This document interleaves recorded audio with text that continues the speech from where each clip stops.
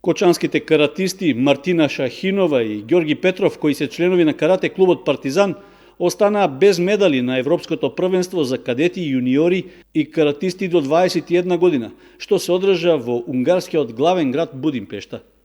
Иако тие се надеваа дека можат да направат изненадување и да се вратат со некое признание, сепак и самото учество на Европското првенство и тоа што се изборија за место во македонската репрезентација може да се смета за голем успех. Шахинова настапи во категоријата до 59 килограми и загуби во првото коло од представничката на Норвешка со резултат 1:3. Петров пак, поради мало невнимание во третото коло, остана без борба за бронзениот медал. Тој настапи во категоријата до 61 килограм и во првото коло беше слободен, додека во второто со 1:0 го совлада холандјанецот Гино Филипен, за во третото коло по невниманието да му дозволи на надпреварувачот од Романија Ангел Александру да му зеде поен и да го загуби надпреварот со 0:1.